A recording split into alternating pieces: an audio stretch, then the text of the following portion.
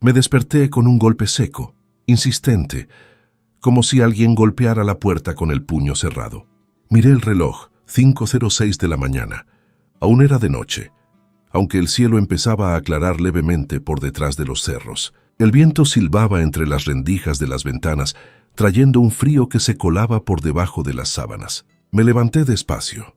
Me puse el suéter de lana que colgaba en la silla y caminé por el pasillo. El piso de baldosas frías crujía bajo mis pasos. En la cocina, la cortina de flores se movía por la corriente que entraba por la ventana entreabierta. Volvieron los golpes más fuertes, más urgentes. Abrí la puerta. Rosa Delgado estaba allí, con el rostro pálido, el cabello despeinado y un abrigo puesto al revés. Sus manos temblaban. «Señor», dijo con la voz entrecortada, «no vaya hoy al despacho. Por favor». Su mirada era la de alguien que había pasado la noche en vela. Intenté calmarla, pero no lograba articular bien las palabras. «¿Qué ocurre, Rosa?», pregunté. Ella tragó saliva, miró hacia la calle desierta y murmuró: «Algo no está bien en la oficina». Me contó que la noche anterior, cuando regresaba del mercado, había visto un coche negro estacionado frente al edificio de Morales Arquitectura. El motor seguía encendido, pero nadie bajaba. El conductor llevaba gorra, no se le veía el rostro. «Estuvo ahí hasta casi la medianoche», dijo. Mientras limpiaba los pasillos del despacho, escuchó la voz de Ricardo, mi hijo, hablando por teléfono. Lo oyó decir: «Mañana será un nuevo comienzo». Yo fruncí el ceño. Esa frase me sonó a anuncio, a plan. Intenté llamarlo de inmediato. La línea daba ocupado. Lo intenté 3 veces más, con el mismo resultado. Rosa me detuvo antes de que siguiera insistiendo. «Escúcheme, señor. Anoche escuché ruidos en el garaje de la empresa. No era nadie del personal. Vi sombras. Había alguien más ahí. Tal vez algún guardia», le respondí intentando tranquilizarla. «No, señor», dijo firme. «No era ningún guardia». Su voz tembló, como si pronunciarlo fuera peligroso. La invité a pasar, pero rehusó. Miró a los lados, como temiendo que alguien la estuviera observando, y se marchó con pasos rápidos. Me quedé un momento en el umbral, viendo cómo su figura se perdía entre la niebla de la madrugada. Entré, preparé café y encendí la radio local. El locutor hablaba de un corte de energía ocurrido durante la noche en la zona de oficinas del centro. «Fallas eléctricas por mantenimiento», dijo, pero algo en su tono sonó poco convincente. Me senté frente a la mesa, removiendo el café sin beberlo. Un mal presentimiento se instaló en el pecho, como un peso. Decidí no ir a la oficina. Algo me decía que ese día no debía salir de casa. Salí al porche. El aire olía a tierra húmeda y a hojas recién cortadas. La bruma aún cubría los tejados de San Miguel. Un gorrión se posó sobre la baranda oxidada, picoteando las gotas de rocío. A lo lejos, el camión del panadero hacía sonar su bocina. Todo parecía normal, pero dentro de mí había un silencio extraño, expectante. Cerca de las 8, un camión de reparto se detuvo frente a mi casa. El conductor, un joven moreno con gorra azul, gritó: «¿Señor Ricardo Morales?» «Aquí no vive», le respondí.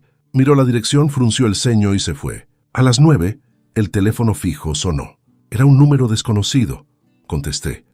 Al otro lado, silencio, solo respiración, luego un clic y la línea muerta. A las 10, mi vecino, don Luis, el herrero del barrio, golpeó la puerta. Traía la cara tiznada de hollín. «¿No ha oído la noticia?», preguntó. «¿Qué noticia?». «El edificio de usted. Dicen que está lleno de humo. Los bomberos van camino allá». Sentí que algo se partía dentro. Corrí al televisor, encendí el canal local. La imagen mostraba un edificio en llamas. Reconocí de inmediato la fachada de mi empresa. El periodista hablaba entre el ruido de sirenas. Hasta el momento, no se confirma la identidad de una persona que podría estar atrapada dentro. Tomé el teléfono. Llamé a Ricardo. Esta vez la línea ya no estaba ocupada. El número estaba desconectado. Me puse el abrigo y salí, decidido a ir hasta allá, pero un coche de policía cerraba la calle. El agente levantó la mano y gritó: «Zona acordonada, señor. Nadie puede pasar». Me quedé de pie en la acera, mirando el humo elevarse detrás de los techos. Volví a casa. «Llamé a Rosa», contestó llorando. «Señor, dicen que usted murió en el incendio». «¿Quién lo dice?», pregunté sin entender. Ricardo mismo, señor. Él confirmó la noticia a los periodistas. El silencio me heló la sangre. ¿Está segura? Lo vi en la televisión, sollozó. Dijo que usted estaba dentro, que no alcanzó a salir. Encendí el televisor otra vez. Ahí estaba él, Ricardo, de pie frente al edificio aún humeante, la camisa arremangada, la cara sucia, los ojos húmedos. Decía entre sollozos, mi padre estaba adentro. Trató de salvar unos planos. No logró salir. Alguien lo abrazó. Las cámaras captaron cada gesto. El noticiero puso un cintillo. Tragedia en Morales Arquitectura. Muere el fundador, don Esteban Morales. Sentí un mareo. Me senté. Las manos me temblaban. Toda la ciudad pensaba que estaba muerto. Mi propio hijo había confirmado mi muerte. Al mediodía, el periódico El Correo de San Miguel publicó una edición extra. El legado de don Esteban Morales continúa en manos de su hijo Ricardo. Mi foto en blanco y negro, con una franja negra de luto. Pasé el resto del día en silencio, caminando por la casa como si fuera la de otro. A las 5, alguien golpeó nuevamente la puerta. Un hombre alto, con traje oscuro y portafolio en mano, se presentó. Soy de la compañía de seguros. Busco a la señora viuda Morales. Respondí con voz apagada. Aquí no vive ninguna viuda. Soy el jardinero. El hombre me miró de arriba a abajo desconfiado. Sus ojos recorrieron el pasillo detrás de mí, como midiendo cada rincón. Luego sonrió con cortesía forzada. Disculpe la molestia. Buenas tardes. Lo vi marcharse, pero antes de subir al coche miró otra vez hacia mi ventana. Cerré la puerta con llave, bajé todas las persianas y apagué las luces. La noche cayó rápido. Me senté en la oscuridad, escuchando el sonido del reloj de pared y el ladrido lejano de los perros. A través de la cortina, vi la silueta de un hombre caminando por la acera. Era él, Ricardo. Cruzó frente a mi casa, se detuvo unos segundos frente al portón, miró hacia adentro, luego siguió su camino despacio, sin volver la vista atrás. Me quedé helado. Él sabía que yo seguía vivo, y quería que el resto del mundo creyera lo contrario. Me levanté, encendí una vela, tomé mi cuaderno viejo y escribí unas líneas. Si mañana desaparezco de verdad, busquen al padre Ignacio. Él sabrá la verdad. Apagué la vela. Afuera la bruma cubría las calles de San Miguel, y el viento, cargado de ceniza, olía a madera quemada y a traición. 3 días después del incendio, el templo de San Miguel Arcángel amaneció vestido de negro. Las campanas repicaban lento, con ese sonido grave que solo se usa cuando alguien del pueblo muere. En el atrio, los vendedores de flores se alineaban en silencio. Sobre la fachada ondeaba una cinta de luto con mi nombre. Don Esteban Morales. Salí de la casa antes del amanecer, cubierto con un abrigo oscuro y un sombrero que me tapaba la mitad del rostro. El aire olía a cera derretida y a pan dulce recién horneado. Las calles estaban húmedas por la llovizna de la noche anterior. Caminé despacio, mezclándome entre la gente que se dirigía al funeral. Nadie sospechaba nada. Era un extraño más entre los dolientes que iban a despedir a mí mismo. Dentro del templo el murmullo era bajo, casi reverente. El féretro cubierto de flores blancas ocupaba el centro. Sobre él una fotografía mía enmarcada, entre 2 velas altas que chisporroteaban. Me quedé quieto al fondo, observando. Sentí un escalofrío al ver mi propio rostro sonriendo desde esa imagen antigua, la del aniversario de la empresa, hace más de 10 años. Ricardo estaba de pie frente al altar, vestido de negro, impecable, con el nudo de la corbata perfectamente ajustado. Tenía los ojos enrojecidos, pero no supe si por el llanto o por el cansancio. Tomó el micrófono con ambas manos. Mi padre me enseñó a construir con el corazón, dijo con voz temblorosa. Hoy su legado continúa conmigo. Un murmullo de aprobación recorrió la iglesia. Algunas mujeres lloraban. Otros hombres, viejos colegas míos, asentían emocionados. Yo, en cambio, sentí un nudo de ira subirme por la garganta. Era un discurso ensayado, una escena planeada hasta el mínimo gesto. Mientras hablaba, Ricardo miró al público con ese aire de solemnidad que antes usaba para convencer a los inversionistas. Hizo una pausa, suspiró profundamente y fingió limpiarse una lágrima. Mi padre creía en la verdad, añadió. Por eso, en su memoria, Donaremos el edificio principal a una fundación que ayudará a jóvenes arquitectos. La gente estalló en aplausos. Yo apreté los puños dentro de los bolsillos del abrigo. No era un homenaje. Era el primer paso de su nuevo negocio, la venta de mi empresa bajo la máscara de la caridad. Entre la multitud vi a Rosa sentada en la última fila, el rostro cubierto con un pañuelo. Sus hombros temblaban. Miraba hacia todas partes, como buscando una señal de que yo estuviera allí. Cuando nuestras miradas se cruzaron, apenas por un segundo, ella contuvo el aliento. Moví ligeramente la cabeza, indicándole que guardara silencio. La vi bajar la vista, sosteniendo el pañuelo entre las manos. También noté al padre Ignacio, el viejo párroco, salir desde la sacristía. Caminó hacia el altar con paso lento. Al pasar junto a mí me reconoció. Su expresión cambió por completo.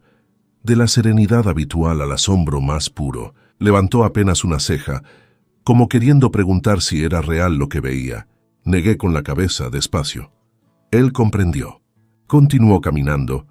Se detuvo junto al féretro y comenzó a leer las oraciones. Dios da y Dios quita, dijo. Que la verdad acompañe a los que quedan. Sus palabras parecieron tener un doble sentido. Ricardo levantó la vista un momento, extrañado. El silencio llenó la iglesia. Salí antes de que la misa terminara. No podía soportar seguir oyendo mentiras en boca de mi propio hijo. En el atrio, el aire fresco me golpeó el rostro. Las campanas repicaban todavía lentas, como burlándose de mí. Cruzando la calle, un grupo de periodistas rodeaba a Ricardo. Las cámaras grababan. Los micrófonos lo apuntaban como si fuera una estrella. Mi padre siempre creyó en la verdad, declaraba con voz firme. Por eso hoy donamos el edificio a una fundación benéfica. Cada palabra suya caía como un ladrillo sobre mi pecho, mentira tras mentira, dichas con la calma de quien sabe que nadie lo va a contradecir. Mientras hablaba, un hombre que conocía demasiado bien se acercó a estrecharle la mano. Licenciado Figueroa, mi antiguo abogado, el mismo que, años atrás, me prometió proteger mis derechos y los de mi familia. Ahora lo veía sonreír junto a Ricardo, intercambiando palmadas en la espalda, cómplices de algo más grande que una simple herencia. Los seguí desde lejos con la cabeza gacha. Subieron a un coche gris, pero Figueroa bajó unas calles más adelante y entró a un café cerca de la plaza de armas. Me senté en una mesa al aire libre, fingiendo leer el periódico. Desde allí podía oír fragmentos de su conversación. «Los papeles del seguro ya están listos», dijo Figueroa a un hombre delgado con gafas. «Nadie sospechará». «¿Y el notario?», preguntó el otro. «Pagado. Todo parece legal». Saqué discretamente mi libreta y apunté el número de la placa del coche. El camarero me miró de reojo. Le dejé una propina generosa para distraerlo. Esperé a que Figueroa saliera. Lo vi despedirse con un gesto rápido, subir al auto y marcharse hacia el norte. Volví caminando por calles vacías, con el alma llena de ceniza. San Miguel, mi ciudad, ya no me reconocía. Los vecinos comentaban mi muerte como si fuera una anécdota lejana, un rumor que les daba tema para el almuerzo. Yo pasaba entre ellos invisible, un fantasma más en las calles donde había trabajado media vida. Esa noche, el padre Ignacio golpeó la puerta de mi casa. Traía un abrigo viejo, las manos llenas de polvo y una bolsa de cuero que parecía haber protegido durante años. «Sabía que no estabas muerto», susurró al entrar. «Que Dios me perdone, pero guardé tus documentos». Puso la bolsa sobre la mesa y la abrió con cuidado. Dentro había un sobre grande, sellado con cera roja. Lo abrí. Era mi testamento original firmado 10 años atrás. Ignacio bajó la voz. Ricardo presentó otro. Uno nuevo. Misma fecha, misma firma, pero la escritura no es tuya. Tomé una lupa que guardaba en el escritorio y observé las líneas. La falsificación era perfecta, pero el trazo no tenía mi pulso. Las curvas eran más suaves, más jóvenes. Me recorrió un sudor frío. «¿Quién certificó esto?», pregunté. «Figueroa», respondió el sacerdote, «y el notario municipal». Ambos cobraron por su silencio. Guardé el documento verdadero dentro de una carpeta de cuero. Ignacio me contó que la parcela de Colonia San Rafael ya había sido vendida, registrada a nombre de Ricardo, como parte de su fundación. Era el terreno donde estaba el taller de mi padre, donde había aprendido a trabajar la madera cuando era niño. «Lo está borrando todo», dije con un hilo de voz. Cada huella de lo que fuimos. Ignacio puso una mano en mi hombro. Dios ve más de lo que los hombres esconden. Pero debes tener cuidado, Esteban. Él ya cree que lo sabes. Prometí mantenerme oculto. Le pedí que guardara el testamento original en el archivo del templo. Antes de irse me miró fijo. Cuando llegue el momento, la verdad tendrá que salir a la luz. Asentí, no respondí. Salí a caminar. Las calles del centro estaban casi vacías, salvo por los puestos que recogían los restos de flores del funeral. En la esquina principal vi un cartel recién pegado en la pared del ayuntamiento. Fundación Morales, construyendo futuro. La imagen mostraba a Ricardo sonriendo junto a mí, pero mi rostro estaba desenfocado, como si el tiempo me hubiera borrado. Saqué mi teléfono viejo y tomé una foto. La guardé. Una prueba más. El viento levantó un papel que rodó hasta mis pies. Lo recogí. Era un volante del evento conmemorativo de mi empresa. En la parte trasera, a mano, alguien había escrito: «No todos los muertos descansan». Aceleré el paso de vuelta a casa. Al llegar noté algo distinto. La puerta estaba entreabierta. Entré despacio, en silencio. Todo estaba en orden, salvo una cosa. Sobre la mesa del comedor relucía mi reloj de bolsillo, el que había perdido un mes antes. Junto a él, una nota escrita con tinta azul. «No juegues con fuego, padre». Sentí cómo el aire se me escapaba de los pulmones. Cerré todas las cortinas, apagué las luces. Me quedé un rato sentado en la penumbra, oyendo los sonidos de la casa, el tic-tac del reloj, el crujido de la madera.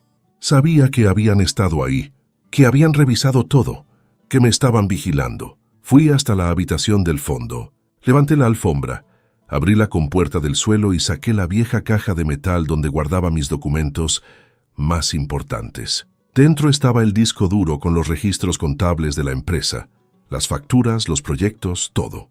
Lo envolví en un abrigo y escribí en un papel: «Si alguien encuentra esto, entréguelo a Mariana Morales». Mariana, mi hija menor, la única que había heredado algo de mi carácter y no de la ambición de su hermano. Guardé el paquete dentro del ropero y lo cubrí con mantas. Encendí una vela. El resplandor tembloroso iluminó las paredes, los retratos familiares colgados sobre el piano. En uno de ellos, un Ricardo niño me abrazaba sonriente, mostrando los dientes. No pude evitar recordar la primera vez que lo llevé a la obra, cuando tenía 10 años. Le enseñé a medir, a confiar en el nivel, a no mentir con las manos. Ahora todo eso estaba lejos, distorsionado como la imagen de mi rostro en los carteles de la fundación. El reloj marcó la medianoche. Afuera los perros ladraban. Tomé una maleta pequeña, metí dentro algo de ropa, el sobre con el testamento y el disco duro de respaldo. Apagué la vela y antes de salir, me detuve un instante frente al espejo del recibidor. Vi a un hombre cansado, con la mirada hundida, pero vivo, más vivo que todos los que me estaban enterrando. Escribí una última línea en mi cuaderno. «Esta no es mi muerte, es el comienzo de mi regreso». Salí de la casa antes del amanecer sin mirar atrás. Las campanas del templo seguían sonando, como si aún rezaran por mi alma. Pero yo sabía que el muerto no era yo. Era todo lo que alguna vez creí en mi propio hijo. Salí de San Miguel cuando el cielo todavía era una sombra azul. Las calles estaban vacías, húmedas, cubiertas de neblina, como si el pueblo entero aún durmiera. Caminé por el empedrado que llevaba hacia las afueras, con el ruido de mis pasos rompiendo el silencio. El aire de la madrugada olía a café recién molido. Venía desde el Mirador, el viejo local donde solía desayunar con Ricardo los sábados, cuando todavía hablábamos de proyectos y no de dinero. Ahora cada recuerdo tenía filo. Me ajusté la bufanda al cuello y seguí caminando. Llevaba una bolsa de tela colgada al hombro. Dentro había algo de dinero, el testamento original y el disco duro con los archivos financieros. Nada más. Lo esencial para un hombre que ya no existía. Llegué a calle Zacateros, una calle estrecha, de fachadas descascaradas y balcones de hierro oxidado. Allí encontré una pequeña posada llamada Los Naranjos. El letrero de madera colgaba torcido. Toqué el timbre. Me abrió una mujer de unos 70 años, con el cabello recogido y los ojos pequeños detrás de unos lentes gruesos. «¿Busca habitación, señor?», preguntó sin mucha curiosidad. «Sí, por unos días». «Aquí nadie hace preguntas», dijo bajando la voz. «Pase, soy doña Clara». El cuarto era simple, una cama de hierro que chirriaba al menor movimiento, una mesa pequeña con una lámpara de base rota y una ventana que daba al patio interior, donde colgaban ropas húmedas y una radio vieja sonaba con un bolero rasposo. Me senté junto a la mesa, saqué mi cuaderno y escribí: día cuarto desde que me declararon muerto. El bolígrafo temblaba entre mis dedos. Afuera, el murmullo de la calle se mezclaba con el canto lejano de un gallo. Intentaba convencerme de que tenía un plan, pero lo único que tenía era miedo. Al mediodía, vi desde la ventana a dos hombres en el patio. Fumaban, apoyados contra la pared. Uno de ellos miraba hacia las habitaciones del segundo piso. No parecían huéspedes. Me incliné un poco más y lo reconocí. Mario, mi antiguo chofer. Lo habían despedido el año pasado, después de 20 años conmigo. Ricardo lo acusó de no ser leal. Nos cruzamos la mirada. Él parpadeó rápido, nervioso. No hizo ningún gesto. Esa noche, cerca de las 11, golpearon mi puerta con 3 toques suaves. «Señor». «Soy Mario». Le abrí. Tenía el rostro pálido, las manos manchadas de grasa. «Ellos lo están buscando», susurró apenas entró. «Dicen que usted tenía documentos». Algo con su firma. «¿Quiénes son ellos?» «Hombres de Querétaro. Los trajo Ricardo. Pagan bien. Quieren asegurarse de que no quede rastro del viejo contrato». Se quedó callado un momento mirando el suelo. «Tengo todavía las llaves del almacén antiguo, donde guardábamos los planos viejos», añadió con cautela. «Nadie ha cambiado la cerradura del portón lateral». «Nos veremos mañana por la noche», le dije. «Necesito comprobar algo». Mario asintió y se marchó con pasos cortos, sin mirar atrás. Esa noche dormí mal. Soñé con el fuego del edificio, con la voz de Ricardo diciendo «nuevo comienzo», repitiéndose como un eco. A la mañana siguiente, mientras tomaba café instantáneo, Rosa apareció en la puerta de la posada. Llevaba un abrigo beige y un pañuelo en la cabeza. Miraba hacia todos lados, como si temiera ser seguida. «Tenía que verlo, señor», dijo, cerrando la puerta tras ella. «Encontré esto». Sacó un sobre envuelto en tela. Lo coloqué sobre la mesa y lo abrí con cuidado. Dentro había una carta, escrita por mí, fechada en 2015. Mi propia letra. Me tomó un instante recordarlo. Era una carta para Mariana, mi hija menor. Nunca se la había enviado. La había escrito el día en que decidí dejar la empresa, en manos de mis hijos. En la carta le decía: «Si algo le ocurre a la compañía, busca al padre Ignacio. Él conoce la verdad sobre las acciones familiares». Detrás del papel había un anexo, una copia de un contrato de cooperación con un fondo extranjero, firmado por Ricardo con mi nombre falsificado. El trazo era idéntico al de la firma del testamento falso. Sentí un golpe en el estómago. «¿Dónde la encontraste?», pregunté. «En el mueble de su despacho, debajo de una carpeta de planos». La carta estaba casi pegada a la madera, como si alguien la hubiera escondido adrede. Me quedé en silencio. Recordé aquella tarde de 2015, el dolor de cabeza, el mareo, la insistencia de Ricardo para que firmara unos papeles urgentes. Yo no los leí. Él lo había planeado desde entonces. Rosa continuó. «Estos días han preguntado por su hija, un hombre joven, con acento del norte. Decía que quería confirmar una herencia. ¿Qué nombre dio? No lo sé, pero llevaba una carpeta con el logo de la fundación. Le pedí que se fuera de San Miguel esa misma noche, que se refugiara en casa de una sobrina. Ella negó con la cabeza, con una mezcla de miedo y orgullo. «Tengo familia aquí. No dejaré que destruyan su nombre, señor». Me conmovió su lealtad. Le di un sobre con algo de dinero, por si cambiaba de opinión. Antes de irse, se detuvo en la puerta. «Cuídese. Él no perdona a quien sabe demasiado». Por la tarde fui hasta la parroquia. El padre Ignacio me abrió enseguida. Sus ojos se movían con nerviosismo. «Han empezado a mover dinero a Panamá», susurró cerrando la puerta con llave. Extendió un papel sobre la mesa, un extracto bancario. El encabezado decía Fundación Morales, con transferencias hacia una cuenta extranjera. Ricardo ha vendido los terrenos de Colonia San Rafael. Lo presenta como reconstrucción del legado. Me mordí el labio hasta sentir el sabor metálico de la sangre. Le entregué el testamento original. «Guárdelo aquí, padre. Si algo me pasa, muéstrelo solo cuando esté seguro». Él asintió. El pecado de tu hijo es grande, Esteban, pero no es el único. Hay otros nombres en esa lista. Salí del templo con el corazón apretado.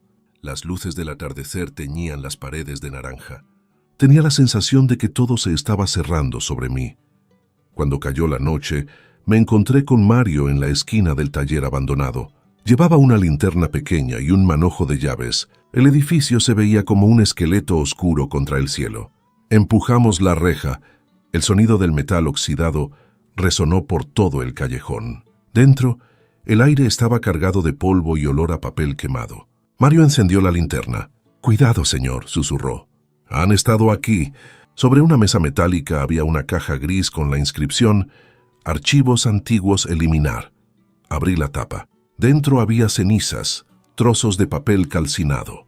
Reconocí pedazos de mis planos, líneas de estructura, firmas, números. 30 años reducidos a polvo. «Él quiere borrar su historia, señor», dijo Mario con la voz quebrada. «No la mía», le respondí. «La de todos». Continuamos revisando los estantes. En un cajón lateral encontré un pequeño USB plateado con una etiqueta. «Plan Nuevo Siglo». Lo conectamos al viejo portátil de Mario. En la pantalla apareció una lista de contratos y transferencias firmadas por Ricardo, con nombres de empresas extranjeras, algunas registradas en Islas Caimán. «Aquí está», murmuré, «el plan completo». Tomé fotos de todo con mi teléfono y copié los archivos al disco duro. De pronto escuchamos un ruido, un golpe seco en la puerta principal. Las luces de un coche se filtraron por las rendijas. «Revisen los cajones, el viejo no puede estar lejos», gritó una voz. Apagamos la linterna. El corazón me golpeaba el pecho. Nos escondimos detrás de una estantería. 2 hombres entraron. Revisaron las cajas, uno de ellos pateó una mesa. «El jefe dice que aquí tenía guardado algo». La voz sonaba tensa. «Si lo encontramos, nos paga el doble». Esperamos hasta que se fueron. El silencio volvió, espeso como el polvo que caía del techo. Mario respiraba agitado. «Nos están cazando». «Entonces mañana te vas de la ciudad», le dije. «No vuelvas hasta que todo esto termine». Él asintió con lágrimas en los ojos. «Gracias, señor. Nadie creyó que usted siguiera vivo». Salimos por la puerta lateral. El aire frío de la madrugada nos golpeó el rostro. Caminé solo de regreso a la posada. Pasé por una tienda abierta toda la noche y compré una vela y un encendedor. Ya sabía lo que tenía que hacer. De regreso en el cuarto, encendí la vela sobre la mesa. La llama tembló, proyectando mi sombra contra la pared. Saqué la carta para Mariana y la copia del contrato. Las envolví en una bolsa de plástico y las escondí dentro de mi abrigo. Mañana, al amanecer, las enterraría en el patio trasero del templo, donde nadie las buscaría. Me senté en la cama y escuché las campanas de la iglesia sonar cada hora. 1, 2, 3 veces. Cada tañido me recordaba que el tiempo se agotaba, que el silencio ya no era protección sino condena. Esa noche, antes de que amaneciera, escribí una sola frase en mi cuaderno. «Mientras el fuego siga ardiendo en sus manos, no podré volver a ser quien fui».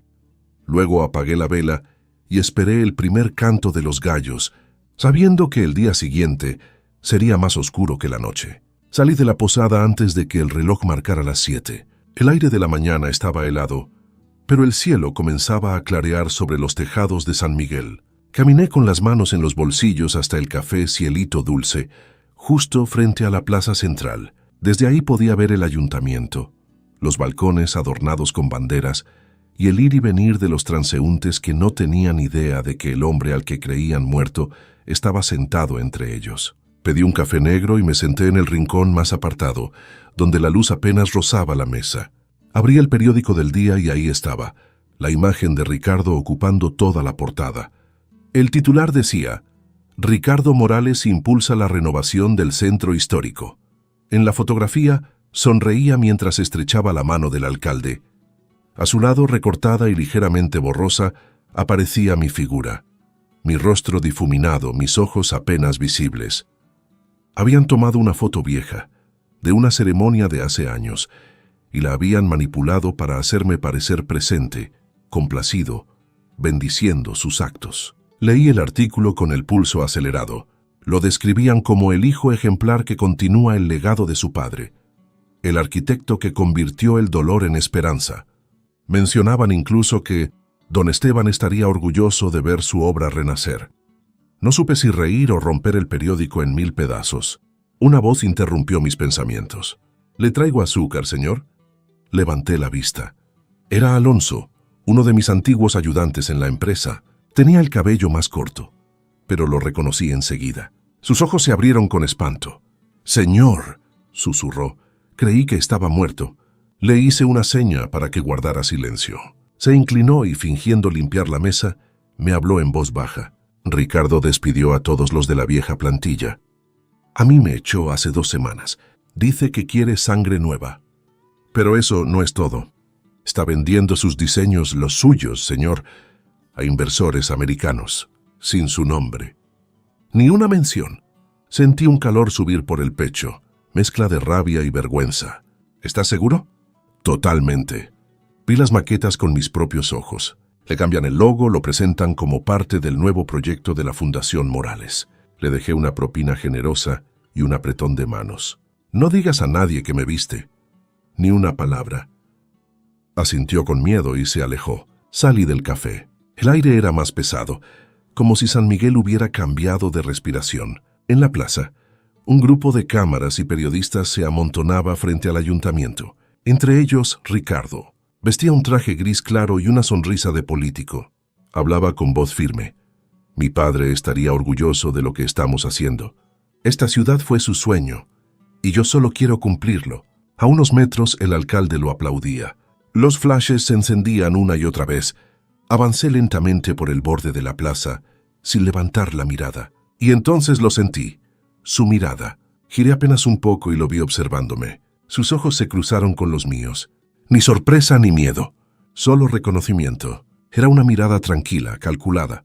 Una confirmación silenciosa. «Sé que sigues vivo». No me detuve. Crucé la calle y desaparecí entre los puestos del mercado. Sabía que el juego había cambiado. Ya no era solo esconderme. Ahora él sabía que lo observaba. Al mediodía fui a ver al padre Ignacio. Acababa de terminar la misa y el incienso aún flotaba en el aire. Me llevó a su despacho, cerrando la puerta tras de sí. «Vinieron a preguntar por ti», me dijo con el ceño fruncido. «Dijeron ser representantes del Fondo Morales». «¿Qué les dijiste?» «Nada». Fingí no saber de qué hablaban, pero dejaron esto. Me tendió una tarjeta blanca con letras doradas. RM Group, Desarrollo y Progreso. El logo era nuevo, pero la R y la M estaban entrelazadas igual que el emblema de mi empresa. Lo guardé en el bolsillo. «Es la prueba», murmuré. «Está usando mi nombre para construir otro imperio». A la tarde recibí un mensaje de Rosa. Me citó en el mercado San Juan, donde el bullicio de los compradores disimula cualquier conversación. La encontré en un pasillo lateral, vestida con un abrigo negro y un sombrero de ala ancha. Sus ojos estaban cansados, llenos de miedo.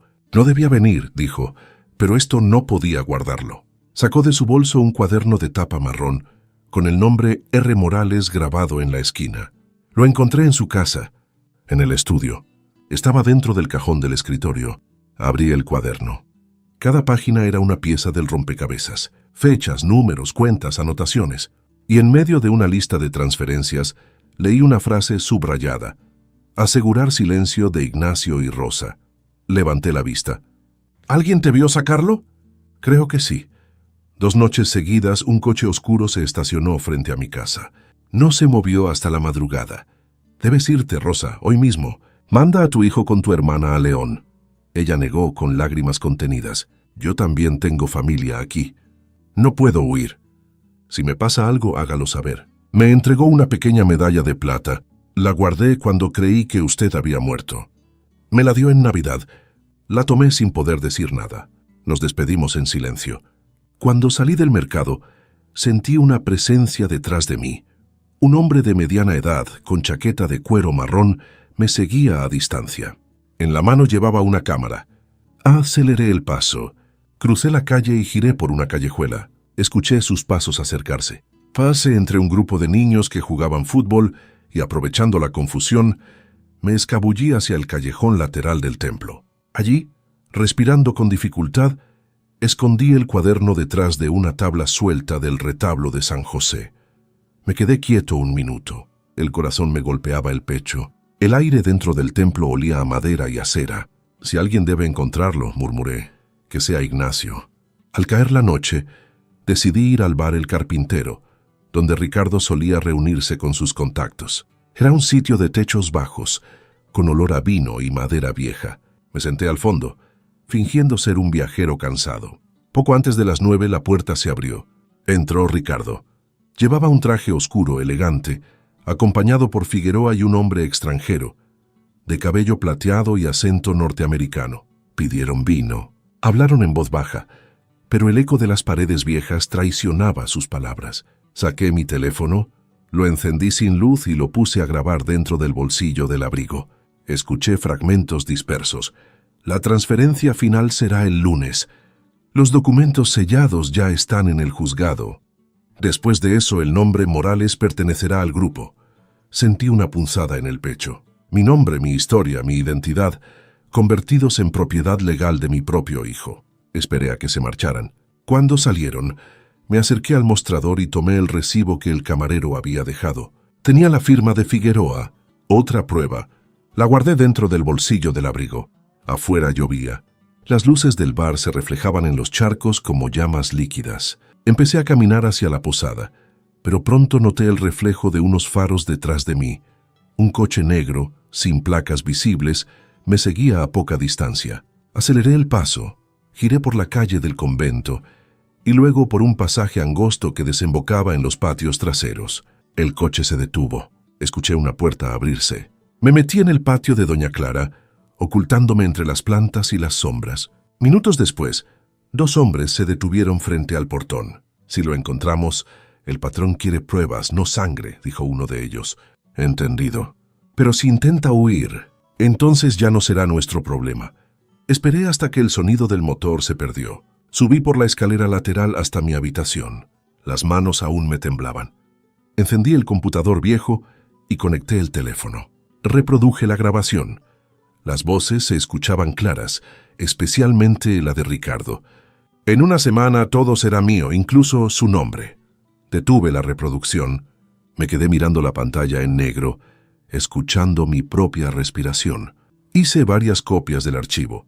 Una en una memoria USB que escondí bajo la cama, otra dentro del tubo de la cortina. Luego escribí en mi cuaderno: si mañana alguien me busca, que empiece por el templo y el café. La verdad está en los márgenes. La lluvia golpeaba el techo de tejas con fuerza. Cada trueno hacía temblar los vidrios. Me quedé junto a la ventana, observando cómo las luces del pueblo se reflejaban en el suelo mojado.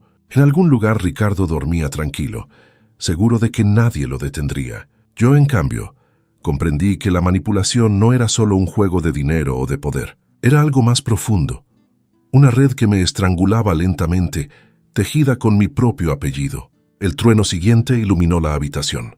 Por un instante, vi mi sombra proyectada en la pared. Ya no reconocí al hombre que vi allí. Era solo eso, una sombra más dentro del juego de un hijo que sabía usar la mentira como su mejor arquitectura. Amaneció cubierto de niebla. Las calles de San Miguel parecían suspendidas en un sueño húmedo, con el sonido distante de los pasos sobre el empedrado y las campanas llamando a misa. Salí de la posada con el abrigo cerrado hasta el cuello y caminé despacio hacia la plaza. Los vendedores de flores preparaban sus puestos para las festividades de la Virgen de Guadalupe. Colgaban guirnaldas de papel, banderines de colores y velas de cera que aún no se encendían. Me detuve frente a un kiosco y compré un ejemplar de El Correo de San Miguel. En la portada, como un rostro omnipresente, estaba Ricardo. Sonreía mientras estrechaba la mano del director del Banco Provincial. El titular, impreso en letras gruesas, rezaba: Fundación Morales dona 500,000 pesos al hospital infantil. A simple vista, era un acto noble, pero en el fondo del artículo, casi como un detalle menor, se leía una línea que me hizo apretar el periódico con fuerza.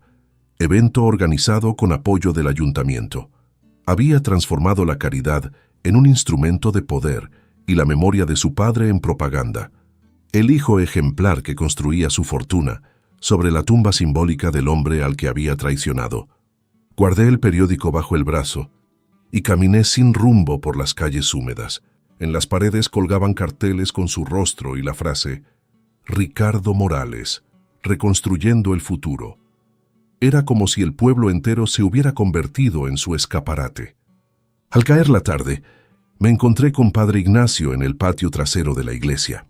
Habíamos aprendido a reunirnos allí, lejos de los oídos ajenos. El padre traía consigo una carpeta protegida con una bolsa plástica. La apoyó sobre la mesa de piedra, entre las sombras. «Este documento llegó hoy al ayuntamiento», dijo. «Es un contrato presentado por la fundación». Lo abrió. En la parte inferior brillaba mi firma falsificada, fechada 2 días después del incendio. Pasé los dedos por el papel notando el relieve de la tinta. «Él no solo quiere mi nombre», murmuré. «Quiere mi voz». Ignacio asintió bajando la mirada. «Y también tu fe». Esa frase me dejó un peso en el pecho, que no pude sacudirme. Acordamos que, llegado el momento justo, se revelaría el testamento original y los documentos que teníamos. No antes. Cada paso debía ser preciso. Ricardo tenía ojos y manos en todos los rincones. Al mediodía siguiente, Rosa llegó disfrazada con el uniforme de limpieza del ayuntamiento. Sus ojos estaban rojos de cansancio. «Me despidió», dijo apenas cruzó la puerta. «Dice que hay un topo en la casa». Abrió una bolsa y sacó un pedazo arrugado de papel con letra apurada. «Revisar habitación de Rosa. Posible contacto con Ignacio». Me quedé callado unos segundos. Ricardo no solo sospechaba, ya estaba cazando. Le pedí que se marchara de inmediato, que fuera al convento de Santa Clara, donde aún vivía su prima. Ella dudó, pero aceptó. Antes de irse, me entregó una pequeña tarjeta de memoria. «La saqué de su teléfono de repuesto», me explicó. No tenía tiempo de copiar nada. La conecté al portátil y vi decenas de fotografías, capturas de correos, transacciones bancarias, listas de transferencias internacionales. Una carpeta se llamaba RM Legacy Fund. En una de las imágenes, Ricardo sostenía un documento frente a la cámara. Lo amplié. Era una solicitud oficial. Declaración de muerte presunta. Esteban Morales. Firmada. Sellada. Había legalizado mi desaparición. Apreté la tarjeta con los dedos hasta sentirla doblarse. Ya no era una guerra silenciosa. Era una ejecución lenta, metódica. El hijo que jugaba a ser piadoso había completado su acto de fe. Enterrar vivo a su padre con papeles en regla y misa incluida. Por la tarde salí a caminar alrededor de la plaza principal. El aire olía a pan dulce y humedad. En la fachada de la Casa de la Cultura, un cartel anunciaba: «Una noche para papá Morales, gala en homenaje al fundador». Las letras doradas brillaban bajo los faroles. Abajo, los logos del ayuntamiento y de la fundación. Leí la lista de invitados. El alcalde, varios empresarios, periodistas, diplomáticos. Una función perfecta para consolidar su papel de heredero virtuoso. Esa noche, regresé disfrazado de ayudante de cocina. Mario, que ahora trabajaba de mozo temporal, me había conseguido un delantal y una gorra. Entré por la puerta trasera, junto a un grupo de empleados que llevaban bandejas de vino. Nadie me reconoció. El salón principal estaba iluminado con una calidez casi teatral. Candelabros dorados, mesas vestidas de blanco, música de cuerdas en el fondo. En el centro, Ricardo, impecable, con traje gris perla, sonriendo a cada periodista. Su seguridad era absoluta, casi arrogante. Desde un rincón, observé cómo abrazaba al alcalde y posaba para las cámaras. Cuando se subió al estrado, los murmullos cesaron. Alzó la copa y comenzó su discurso. «Mi padre me enseñó que la grandeza no se hereda, se construye», dijo mirando hacia arriba. «Y hoy todos nosotros construimos en su nombre». El público estalló en aplausos. Las copas chocaron, las luces se atenuaron. Una pantalla gigante se encendió al fondo. Reconocí la música de fondo. Era la misma melodía que usábamos para las presentaciones de la empresa. Apareció mi imagen, pero no era un video real. Era una mezcla de grabaciones viejas, recortadas, con mi voz sintetizada, manipulada por inteligencia artificial. Confío en mi hijo. Él sabrá qué hacer. Sentí un escalofrío recorrerme la espalda. Había robado hasta mi manera de hablar. El murmullo de la sala se volvió unánime. «Qué hermoso», decían. «Qué orgullo». Tuve que salir antes de perder el control. Me escabullí por el pasillo lateral, evitando las miradas. Al doblar la esquina casi choqué con Figueroa. Su rostro se tensó. ¿Usted?, balbuceó. No le respondí. Pasé junto a él, sintiendo su perfume caro igual que antes, cuando aún era mi abogado y juraba fidelidad. Lo vi palidecer. Al girar, ya hablaba por teléfono. Me escondí en la salida trasera y lo oí claramente. Lo vi. No sé cómo, pero está aquí. Salí al patio y me refugié en el almacén de utensilios de cocina. El olor a vino y grasa me hizo toser. Encendí mi viejo móvil y marqué al padre Ignacio. «Han empezado el espectáculo», le dije. Del otro lado su voz sonó firme. «Entonces es hora de preparar el nuestro». Apagué el teléfono y esperé unos minutos antes de salir. La lluvia comenzaba a caer, lenta, arrastrando el sonido de la música desde el interior del edificio. Los faroles titilaban sobre los charcos, deformando los rostros del cartel de la entrada. El mío estaba rasgado por la mitad, el de Ricardo intacto. Me agaché.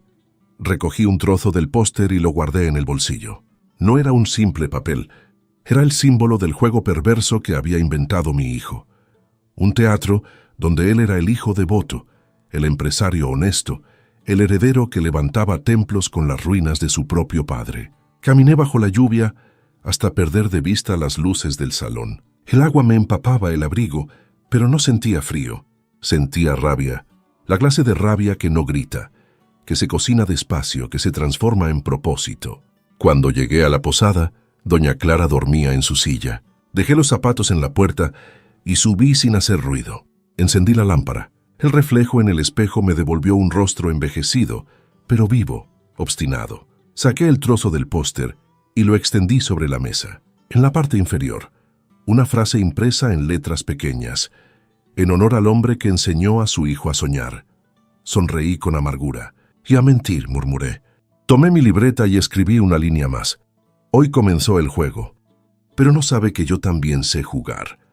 Apagué la luz. Afuera, la lluvia seguía cayendo, borrando las huellas de la gala. En algún lugar, Ricardo brindaba por su triunfo. Yo en silencio brindaba por su caída. Aquel amanecer llegó más frío que de costumbre. El aire olía a tierra húmeda y a cera de las velas que los feligreses habían dejado encendidas la noche anterior frente a la iglesia.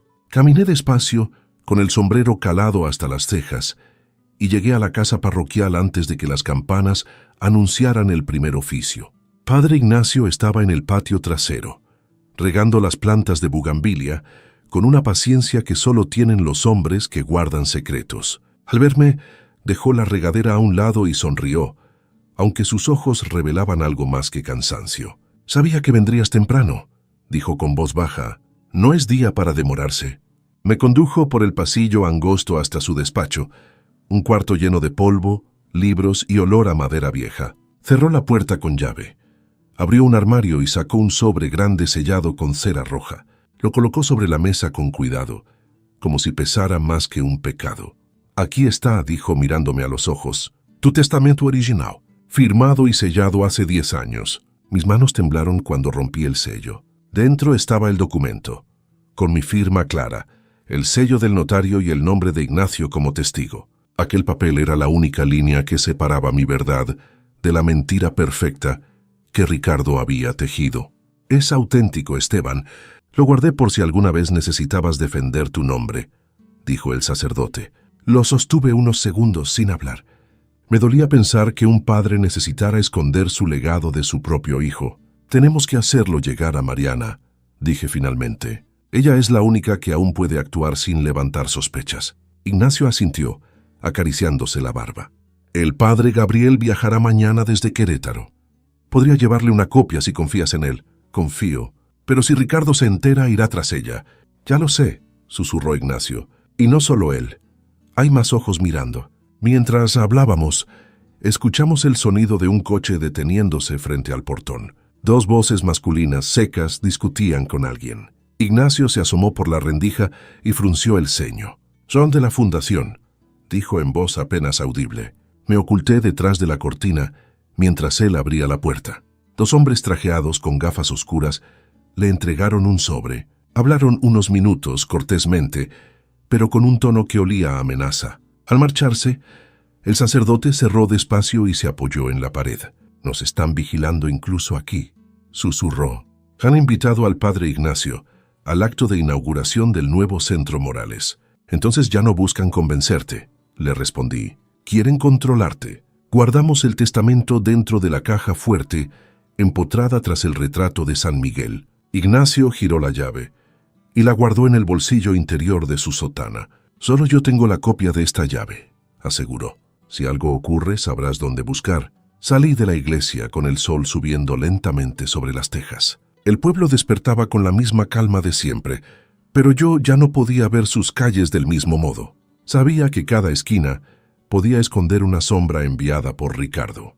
A mediodía me dirigí al convento de Santa Clara, donde Rosa se había refugiado desde su despido. Las hermanas la habían acogido como a una de las suyas. Al verme, se levantó del banco donde estaba sentada, vestida con una túnica gris y un rostro cansado.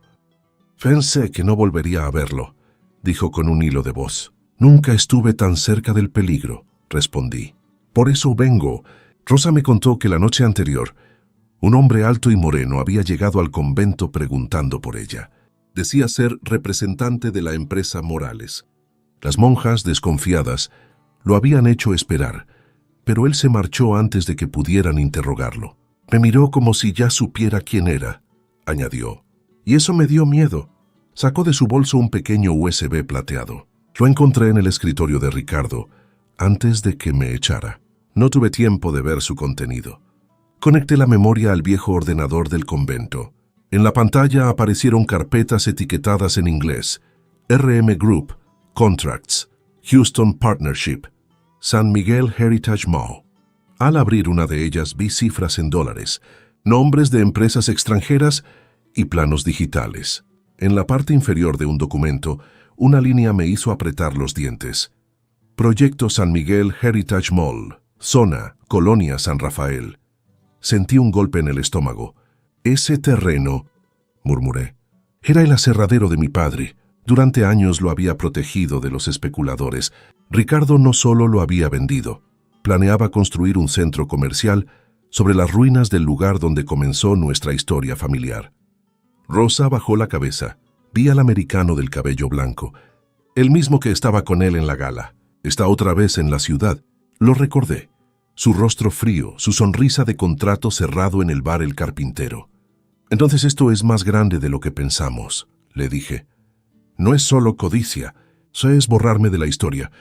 Por la tarde, para disimular, salimos Ignacio y yo al mercado a comprar pan y frutas. Caminábamos entre los puestos, tratando de parecer dos viejos amigos hablando de cualquier cosa. Pero las conversaciones alrededor eran todas sobre Ricardo. «Qué muchacho tan bueno», decía un vendedor. «Donó $500,000 al hospital, ¿lo oyó?» «Un santo», respondía otro. «Su padre puede descansar en paz». Ignacio me miró de reojo. «¿Cómo se vive escuchando tu propia canonización?» Sonreí con amargura. Con la misma calma con la que se escucha la misa de tu entierro, una anciana se nos acercó, señalando el periódico que llevaba en la mano. «Mire, su hijo es un ángel», me dijo con ternura. Yo solo incliné la cabeza y murmuré: «Los ángeles también caen, señora». Regresamos al templo cuando el sol comenzaba a ocultarse. Ignacio revisó el viejo fax que aún funcionaba a medias. De repente el aparato zumbó. Un papel comenzó a salir lentamente, con tinta desvaída.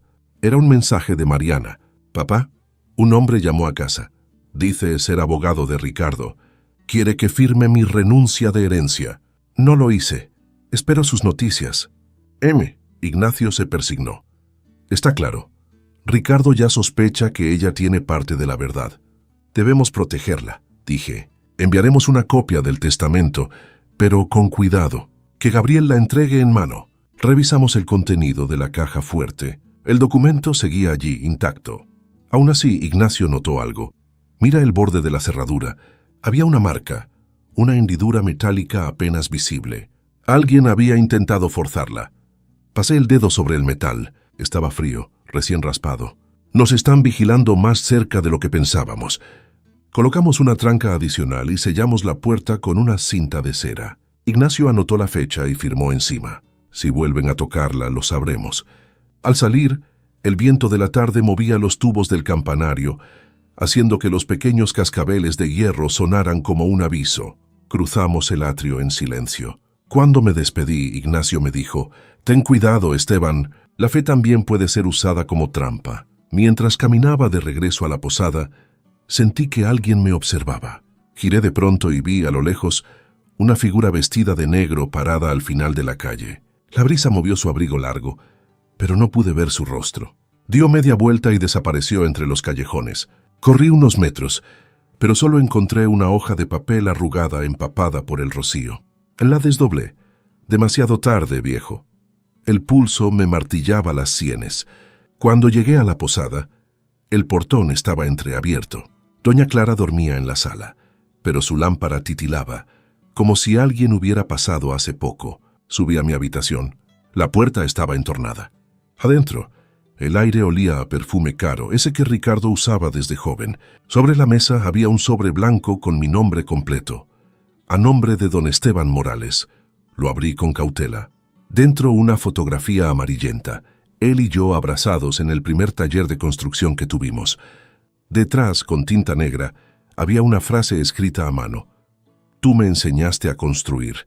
Yo aprendí a borrar». Me senté en la cama con la foto entre las manos. Por un instante no supe si llorar o reír. El niño que enseñé a levantar muros había aprendido a derribarlos, empezando por mí.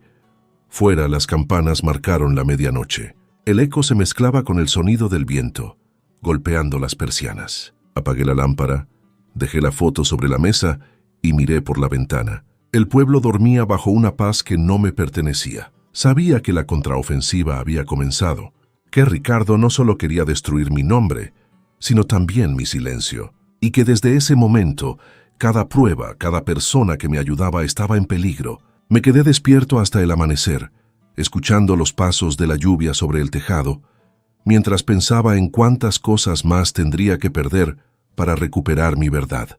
Me desperté de golpe, con el corazón golpeando el pecho. Las campanas de la iglesia sonaban con una urgencia distinta, más rápidas, más desesperadas. Miré por la ventana. A lo lejos, hacia el centro de San Miguel, un resplandor anaranjado iluminaba el cielo nocturno. Una columna de humo negro se alzaba como un presagio. Me puse el abrigo, tomé la linterna y salí corriendo a la calle. El aire olía a papel quemado, a madera húmeda y miedo. La gente corría descalza, gritando, con las sombras moviéndose entre las luces de los coches. ¡Fuego! En los archivos municipales, gritó un muchacho, señalando hacia la colina. Seguí la dirección de las llamas. Al acercarme, reconocí el edificio de piedra donde se guardaban los documentos oficiales, el archivo histórico de la ciudad, el mismo lugar donde Padre Ignacio había depositado una copia de mi testamento original. Las llamas salían por las ventanas como lenguas vivas, devorando el cielo. Policías y bomberos intentaban contener el fuego, pero era inútil. La estructura entera ardía desde adentro. Me acerqué a un agente, un joven de rostro inexpresivo. «¿Qué pasó? ¿Qué originó esto?», pregunté. Sin mirarme, respondió con voz monótona. «Corto eléctrico, señor, nada más». La frialdad de su tono me heló más que el aire de la madrugada. Aquello no era un accidente. Retrocedí mezclándome con la multitud. Entre el humo vi una figura familiar. Ricardo de pie frente a las cámaras, camisa blanca impecable, el rostro cubierto de una falsa preocupación. Sostenía el teléfono en una mano y con la otra saludaba a los periodistas. «Es una pérdida para todos», declaraba mirando al lente, «pero reconstruiremos». Las palabras me golpearon con la fuerza de una bofetada. «Reconstruiremos». Él hablaba como si el fuego fuera una oportunidad más para brillar. Di un paso adelante, impulsado por la rabia, pero una mano me sujetó el brazo. Era Rosa, con la cara tiznada y los ojos llenos de miedo. «No lo haga, señor», susurró. «Todo está preparado para culparlo». La seguí por una calle lateral, hasta un callejón donde apenas llegaba la luz del fuego. «¿Qué dices?», pregunté. Antes de que comenzara el incendio, un vecino vio la camioneta negra de RM Group estacionada frente al edificio. Los hombres descargaron algo y uno de ellos dijo: «Asegúrense de que no quede nada con su nombre». Me apoyé en la pared, mareado. El aire olía a plástico y papel fundido. Desde nuestro escondite, Observamos el reflejo del fuego sobre las piedras viejas del muro. Un grupo de bomberos pasó corriendo, arrastrando una caja metálica deformada. Uno de ellos murmuró a otro: «Era la caja fuerte vieja. No queda nada dentro». Sentí que el suelo se me hundía bajo los pies. Todos los documentos originales, todas las pruebas, reducidas a cenizas. Nos quedamos en silencio hasta que el fuego comenzó a menguar y la gente se dispersó. Rosa me tomó la mano con fuerza. «No todo está perdido.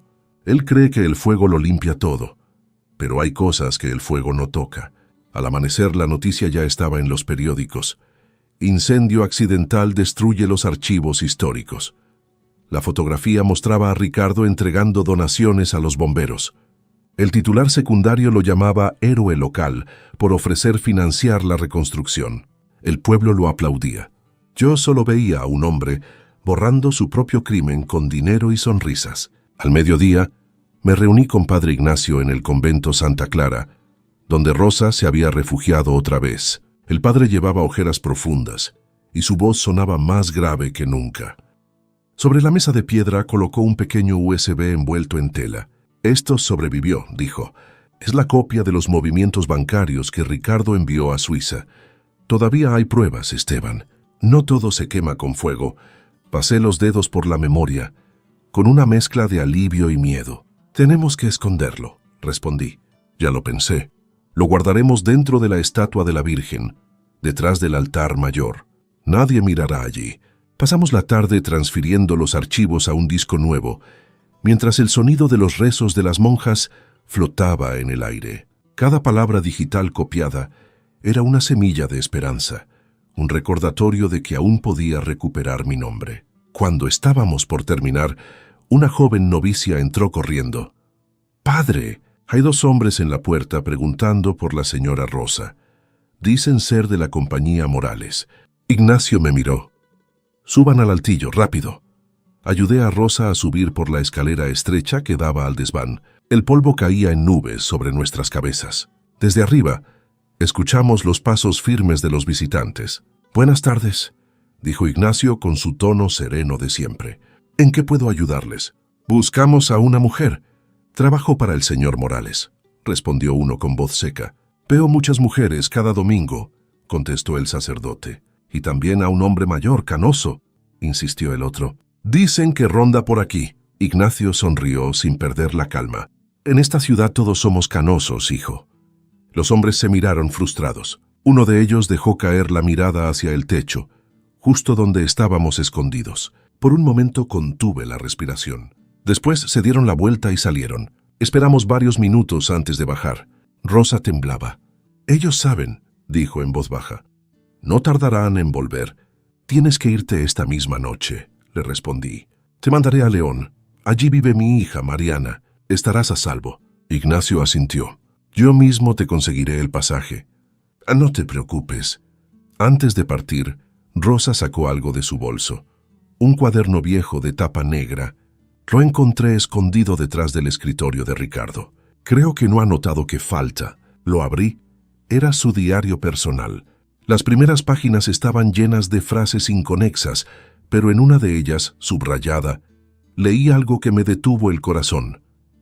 Andrés pidió su parte del negocio. Lo convencí de que el viejo no la tenía.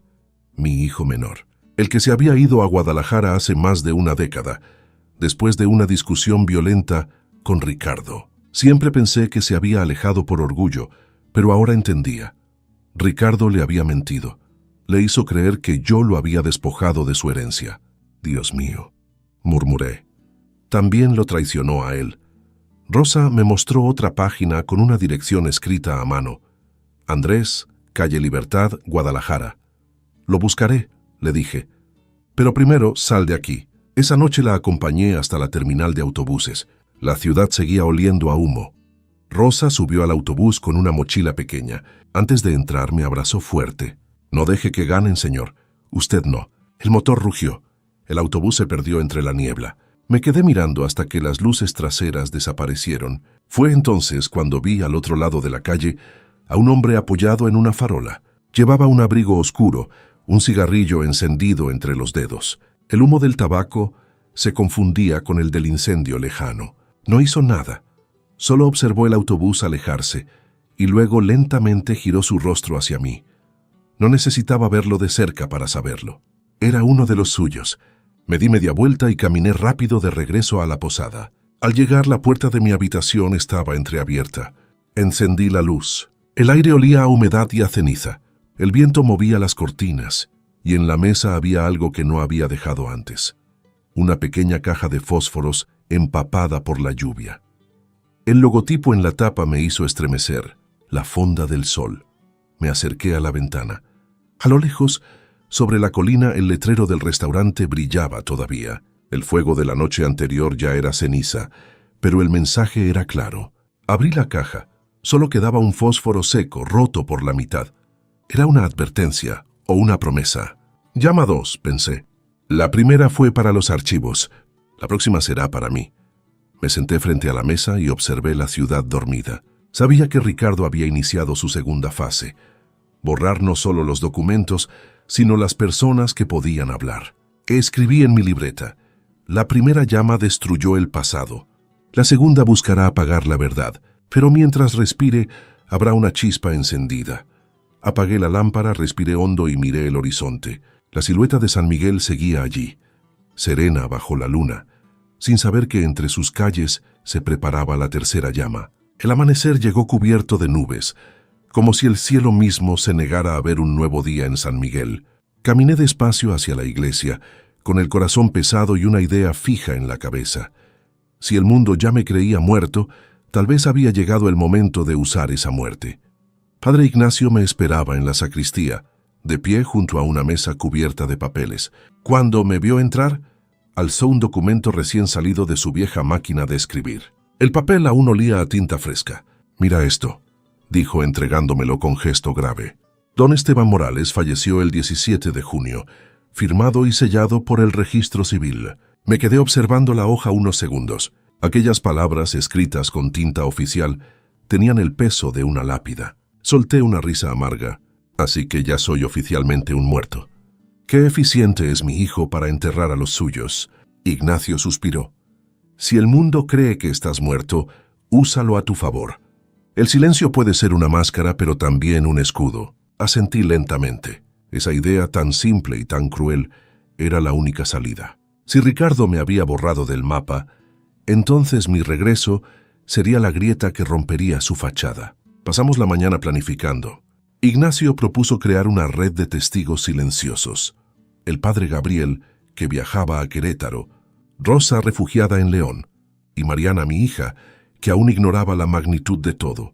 «Tu voz debe volver», me dijo, «pero no con gritos, sino con palabras que nadie pueda callar». Aquel mediodía me dirigí a la imprenta Hidalgo, un local pequeño con olor a tinta y madera vieja, donde yo solía imprimir planos hace décadas. El dueño, don Benítez, me miró sorprendido al verme entrar con gorra y bufanda. «Pensé que había muerto, don Esteban», murmuró bajando la voz.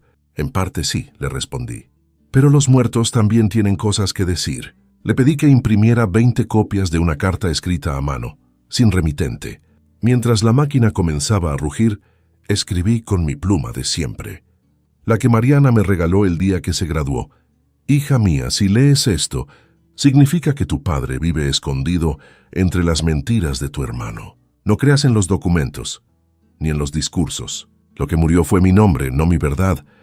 Acompañé la carta con una fotografía del USB que contenía las pruebas bancarias, copias de los contratos falsificados y una nota con mi firma original. Dejé un sobre para Mariana en Querétaro, dirigido a su nombre completo. El resto, 20 sobres sellados, los entregué al padre Gabriel para que los distribuyera entre periódicos, notarios y viejos colegas de la empresa. No buscaba escándalo aún, buscaba duda. Y la duda, bien sembrada, era la chispa que podía encender la verdad. Esa misma noche subí a un autobús rumbo a Guadalajara, siguiendo la pista de Andrés, mi hijo menor. El camino era largo, y las luces de los pueblos pasaban como fantasmas por la ventana. Frente a mí 2 hombres conversaban en voz alta. «Dicen que Morales va a construir un centro comercial en San Rafael». «Sí, justo donde estaba el aserradero viejo», respondió el otro. «Una joya de negocio». Cerré los ojos. San Rafael, el terreno donde mi padre me enseñó a trabajar con las manos, donde levanté el primer pilar de mi empresa, ahora iba a convertirse en el corazón de un proyecto corrupto que llevaba mi apellido. Llegué a Guadalajara al amanecer. El aire olía a gasolina y pan recién horneado. Pregunté por Andrés en el mercado de San Juan de Dios. Un vendedor de piezas viejas me indicó un pequeño taller cerca del río. El Güero Morales. Arregla motores, buen tipo. Caminé hasta allí. Un letrero oxidado colgaba torcido. Taller El Güero. Dentro, un hombre de unos 40 años con las manos cubiertas de grasa golpeaba un motor con un martillo. Me quedé observándolo unos segundos antes de decir su nombre. Andrés. Él se giró. Sus ojos se abrieron y la herramienta cayó al suelo. ¿Papá? No dije nada. Caminé hacia él. Por un instante el tiempo retrocedió. Lo vi niño, corriendo en el aserradero riendo entre el polvo. Nos quedamos inmóviles. Luego, sin más palabras, se acercó y me abrazó. Me senté con él junto a la mesa del taller. Le conté todo. El incendio, las mentiras de Ricardo, los documentos falsos, la carta de Mariana. Él escuchó sin interrumpirme, hasta que al final golpeó la mesa con el puño. «Ese maldito siempre quiso todo», gritó. «Me dijo que tú tenías el dinero de mi parte. Me hizo firmar un papel para recuperarla». Y después desapareció. Buscó entre sus cajones y sacó un sobre arrugado. Dentro, un contrato de compraventa con mi firma falsificada. El mismo trazo, la misma tinta que ya conocía. «Lo engañó a él también», murmuré, como a todos. Andrés respiró hondo. «No pienso quedarme de brazos cruzados. Voy contigo hasta el final, papá». Esa noche nos quedamos en el taller, revisando los papeles. Andrés aún conservaba correos impresos de Ricardo y copias de los depósitos. Entre las herramientas viejas, encontré un teléfono guardado en un cajón. Tenía la carcasa rota, pero al encenderlo reconocí el fondo de pantalla, el logo de RM Group. Abrí los mensajes. Eran conversaciones entre Ricardo y Figueroa. «El viejo se mueve. Ignacio sabe demasiado». Sentí un escalofrío. Hice fotos de la pantalla y las guardé en mi propio dispositivo. Cada mensaje era una bala que, si se disparaba en el momento justo, podía derribar su imperio. A las 4 de la madrugada, un golpe seco en la puerta nos sacó de nuestros pensamientos. «¡Policía, abran!». Andrés se acercó con cautela. A través del vidrio vio a un hombre con uniforme, pero el corte del traje y las botas no coincidían. «¿Qué desean?», preguntó. «Inspección. Tenemos orden para revisar el lugar». Le extendió un papel. Andrés lo tomó y me lo mostró discretamente. El sello era falso. En la esquina inferior, en letra pequeña, el logo RM Group. Sin pensarlo, corrimos hacia la parte trasera del taller. Saltamos un muro y atravesamos el callejón. El aire era frío, el suelo resbaladizo por la llovizna. Detrás de nosotros, escuchamos pasos y voces. «¡Por allí! No dejen que se escape». Nos metimos entre los puestos del mercado, vacíos a esas horas. El olor a pescado y aceite rancio se mezclaba con mi respiración entrecortada. Llegamos al paradero de autobuses justo cuando el primer vehículo encendía su motor. Subimos sin mirar atrás. Cuando el autobús arrancó, vi por la ventana cómo una llamarada se alzaba en el horizonte. El taller de Andrés ardía como una antorcha. El fuego número 2. Andrés apretó los puños, impotente. «Todo lo que tenía estaba ahí», dijo entre dientes. Le puse una mano en el hombro. «Él cree que con el fuego borra la verdad. Pero lo que no sabe es que cada llama deja un rastro». El autobús se internó en la carretera. Los campos pasaban borrosos bajo el amanecer. Saqué el teléfono y abrí la aplicación de notas. Escribí una frase despacio, mientras las palabras me pesaban más que nunca. «Si muero de verdad, que sepan que fue mi propio hijo quien encendió las 2 llamas». Guardé el teléfono y miré por la ventana. El sol comenzaba a asomar entre las colinas, tiñendo el cielo de naranja y dorado. Aquel color me recordó las llamas, pero también la vida. Andrés dormía a mi lado, exhausto. Yo, en cambio, no podía cerrar los ojos. Sentía que el fuego, esa fuerza que había destruido tanto, ahora ardía dentro de mí con un propósito nuevo. Susurré para mí mismo, mientras la carretera nos llevaba de vuelta hacia San Miguel. Ahora me toca a mí encender la mía. Y por primera vez en mucho tiempo, la idea de estar muerto dejó de asustarme, porque comprendí que un hombre solo muere de verdad cuando su verdad desaparece, y la mía apenas comenzaba a arder. Llegamos a las afueras de San Miguel al caer la tarde. El autobús se detuvo entre una neblina dorada, y el aire olía a tierra húmeda y pan recién hecho. A lo lejos el pueblo parecía otro. Luces, guirnaldas y carteles llenaban las calles. Era víspera de Navidad. Bajamos sin hablar. Andrés cargaba una mochila con los documentos y el equipo. Yo un bastón y el peso de mis años. Mientras caminábamos por la carretera hacia el centro, las luces de colores se reflejaban en los charcos. En cada esquina colgaban carteles de Fundación Morales, Esperanza y Futuro, todos con la sonrisa impecable de Ricardo. Miré uno de ellos. Mi nombre aparecía en letras pequeñas debajo del suyo, legado de don Esteban Morales. Leí en silencio y sentí como si estuviera leyendo mi propia esquela. Andrés rió con amargura. Hasta muerto sigues trabajando para él, ¿eh? Esta noche, le respondí, no hablaré. Solo dejaré que hablen los hechos. Nos hospedamos en una pequeña posada cerca del arco principal, Posada del Arco, un edificio antiguo con olor a leña y vino caliente. Desde la ventana del cuarto se veía el ayuntamiento, adornado con luces y una enorme pancarta que decía «Gala de Navidad en honor a don Esteban Morales». La ironía me dolió más que cualquier herida. Caía la noche cuando nos dirigimos a la iglesia. Padre Ignacio estaba en la sacristía, encendiendo velas para la misa de Nochebuena. Cuando me vio entrar, dejó caer la cerilla y se llevó la mano al pecho. «Santo Dios, pensé que nunca volvería a verte». Yo sonreí débilmente. Detrás de mí apareció Andrés. Ignacio lo miró unos segundos antes de abrir los brazos. «Dios los reunió para hacer justicia», dijo emocionado.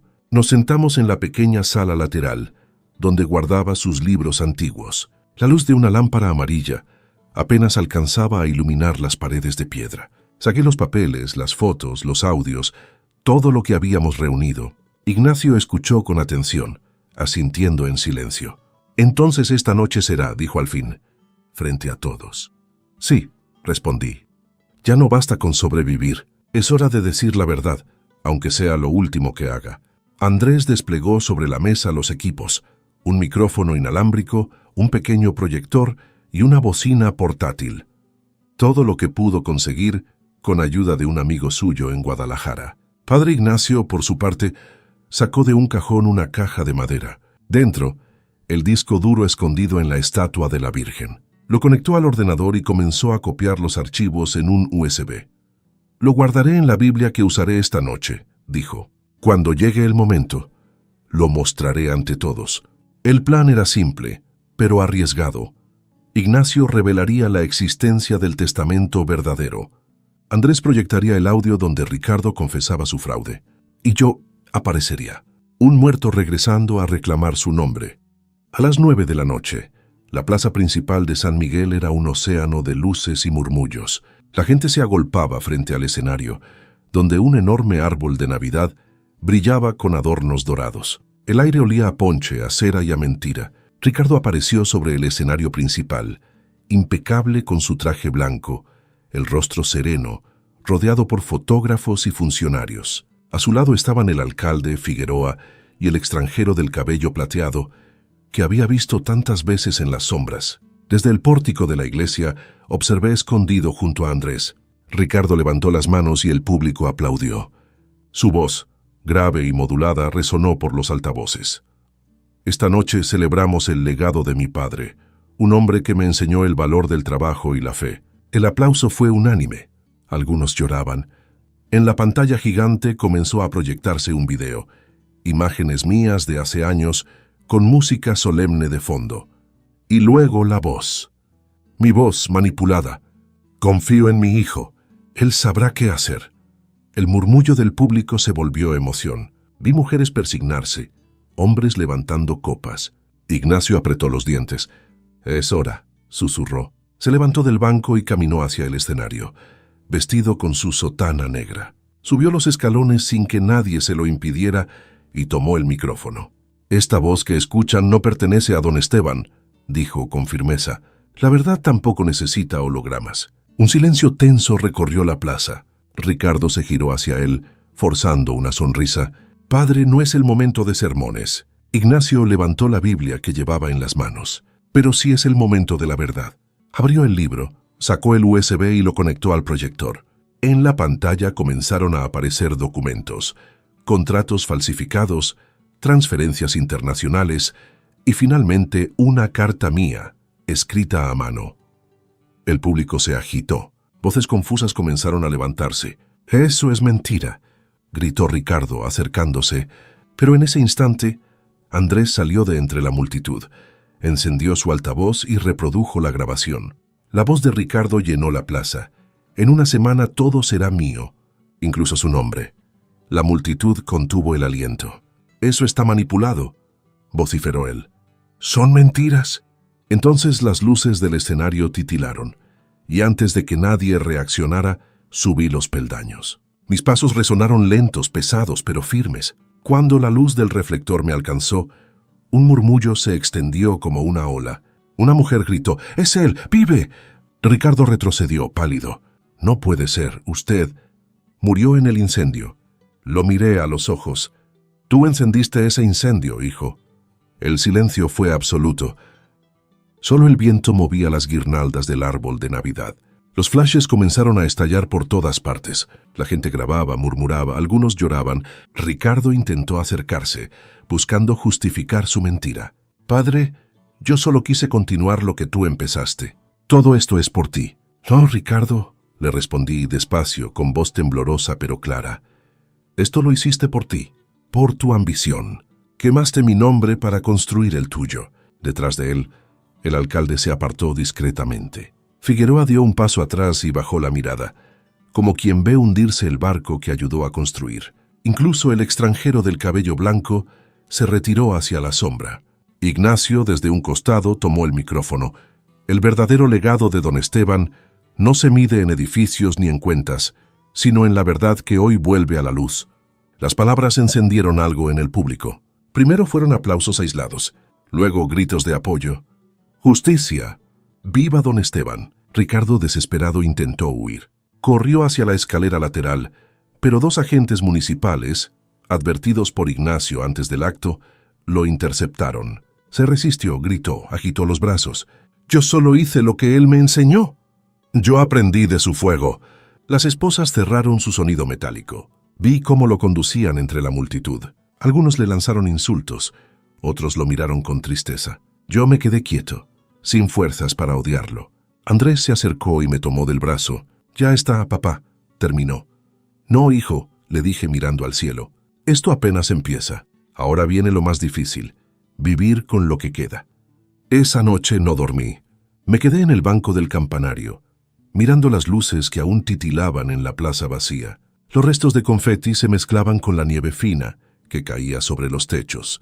El reloj marcó la medianoche y las campanas comenzaron a sonar. Cada campanada parecía un requiem por algo más que un hijo perdido, por los años desperdiciados, por la inocencia que ya no volvería. En el reflejo del vidrio vi mi rostro envejecido, con la mirada cansada pero viva. Por fin el muerto descansaba, no bajo tierra sino en la verdad. 2 días después de la Navidad, San Miguel despertó con un rumor distinto. Ya no era el repique de las campanas, ni el canto de los villancicos, sino el murmullo de los periódicos y las radios locales. Los titulares en letras negras y grandes lo decían todo. Ricardo Morales detenido por fraude y falsificación. Me quedé largo rato mirando esa frase sobre la mesa del desayuno del convento, con el café enfriándose entre mis manos. El hombre que había incendiado mi nombre ahora ardía en los titulares. Las noticias siguieron llegando en cascada. Figueroa, acorralado, se entregó a las autoridades y confesó cada uno de los delitos. Entregó los contratos, los registros bancarios y los planos del Centro Comercial San Rafael. Incluso reveló que Ricardo había abierto cuentas en Suiza bajo nombres falsos, usando las donaciones de la Fundación Morales. Esa misma mañana, Mariana regresó desde Querétaro. Cuando la vi bajar del coche frente a la iglesia, sentí que todo el peso del pasado se desmoronaba dentro de mí. Corrió hacia mí, sin decir palabra, y me abrazó tan fuerte que apenas pude respirar. «Papá», susurró entre lágrimas, «te creí muerto». «Morí, hija», le dije con calma, «pero solo en el papel. Sus ojos buscaban respuestas, pero en mi rostro solo había cansancio y una paz recién nacida. Más tarde llegó Andrés, y con él el padre Ignacio. Nos sentamos los cuatro alrededor de la vieja mesa de roble del convento. La luz del sol de la mañana se filtraba por los vitrales y pintaba nuestras manos de azul y dorado. Saqué un sobre del bolsillo interior de mi abrigo, el testamento original. Lo dejé sobre la mesa, con el sello aún intacto. Aquí está la verdad, dije. No lo guardé para dividir, sino para que aprendieran a recordar. El padre Ignacio lo abrió y comenzó a leer en voz alta. El reparto justo, la voluntad que había sido borrada, mi firma legítima. Cuando terminó, el silencio llenó la sala. Mariana fue la primera en hablar. No quiero nada, papá. Su voz temblaba. Todo esto trajo tanto dolor. Prefiero que mi parte vaya al convento de Santa Clara, allí donde aún queda fe. Andrés asintió, mirando sus manos curtidas. Yo quiero reconstruir el aserradero del abuelo, no por dinero, sino para devolverle su nombre al pueblo. Los miré uno a uno, con una mezcla de orgullo y tristeza. Hagan lo que quieran, les dije, pero háganlo con honor. Ese fue siempre el verdadero legado. El padre Ignacio sonrió. El fuego destruyó las mentiras, Esteban, pero lo que has encendido ahora es justicia. Por la tarde salí a caminar por la plaza. El aire olía a pan dulce y a incienso. Los niños jugaban entre las luces de Navidad, ajenos a los titulares que hablaban de corrupción y traición. Al pasar, algunos vecinos se detuvieron. Un anciano me saludó con respeto. Perdón, don Esteban, creímos las mentiras. Le sonreí. Las mentiras no matan, hijo. Lo que mata es el silencio. Seguía caminando cuando noté que en el edificio del ayuntamiento ya habían retirado el enorme cartel con la cara de Ricardo. En su lugar, una manta blanca colgaba sobre los balcones, con letras escritas a mano. La verdad no se quema. Me quedé un momento mirándola, con los ojos húmedos. Aquellas palabras tan simples eran todo lo que había intentado decir durante meses. En el mercado me encontré con doña Clara, la dueña de la posada donde había vivido oculto. «Ay, don Esteban», dijo apretando mi mano. «La otra noche alguien vino preguntando por usted, un hombre alto, de voz seca. No me atreví a decir nada». «Hizo bien», le respondí. «Ya no vendrán más». Le di un pequeño sobre con dinero. «Para arreglar la habitación», le dije. «La humedad no debería quedarse donde hubo tanto miedo». Al caer la tarde, subí al camino que lleva al convento de Santa Clara. El cielo se tiñó de naranja y el aire olía a flores secas. En el patio, Rosa enseñaba a un grupo de niños huérfanos a escribir sus nombres sobre pizarras. Cuando me vio, sonrió. «Ve, señor», me dijo, «el fuego puede quemar las casas, pero no el corazón de quien es leal». Le entregué un sobre sellado. «Guarde esto», le pedí. «Es suyo. Dentro una carta de mi puño y letra. Gracias por haberme salvado del primer fuego». Rosa la tomó con los ojos brillantes. «Yo solo hice lo que cualquiera haría por un hombre justo», respondió. Nos abrazamos en silencio, sabiendo que nuestras vidas quedaban marcadas por el mismo incendio y la misma redención. Esa noche regresé a mi antigua casa en la colina. La puerta todavía rechinaba al abrirla, el polvo cubría los muebles, y las telarañas tejían nuevas historias en los rincones. Encendí la lámpara del escritorio. La luz reveló el viejo marco de madera con la foto de Ricardo de niño, vestido con su primer uniforme escolar, sonriendo sin saber aún quién sería. Tomé el marco con cuidado. Lo miré un largo rato y lo guardé en el cajón inferior. Cerré con llave, no por odio, sino porque algunas heridas deben dormir para no despertar la rabia. Salí al porche. Desde allí, San Miguel se extendía abajo, llena de luces navideñas y campanas. Los cohetes resonaban a lo lejos, saludando el nuevo año. El viento traía risas, y el olor a madera quemada ya no dolía. Solo recordaba. Un niño pasó corriendo frente a mi portón, agitando una bengala encendida. «¡Feliz año nuevo, don Esteban!», gritó alegre. Sonreí y respondí. «Feliz verdad, hijo». El amanecer llegó despacio, cubriendo los tejados con una fina capa de rocío. Me senté en el banco de madera frente a la casa, el mismo donde solía dormir mi perro cuando aún vivía. La primera luz del día se filtró entre las nubes, calentando mis manos cansadas. Los gorriones se posaron en la baranda, trinando como si el mundo empezara otra vez. Miré el horizonte y murmuré, Ya no necesito fuego. Tengo paz. Cerré los ojos. El aire fresco de la mañana entró en mis pulmones. Desde la plaza, el sonido de las campanas volvió a llenar el valle. A lo lejos, en la iglesia, Mariana leía en voz alta una de mis cartas ante un pequeño grupo de fieles. Papá, no todos los muertos están bajo tierra. Algunos caminan hasta que la verdad los deja descansar. Sonreí. No había mejor epitafio, porque por fin, después de tanto fuego, San Miguel amanecía limpio. Y yo, un hombre que había sido declarado muerto, respiraba la vida más pura, la del perdón silencioso, la de la verdad que, al fin, no dolía. El sol terminó de salir. La luz bañó las colinas, los tejados, las campanas, y por primera vez en mucho tiempo, no sentí miedo. Solo gratitud. La historia del fuego había terminado, y en su lugar comenzaba el amanecer.